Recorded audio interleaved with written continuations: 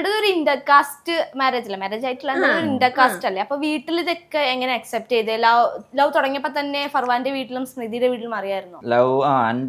എന്റെ main Instagram കണ്ടിട്ടുണ്ട് ആൾക്കാർക്ക്.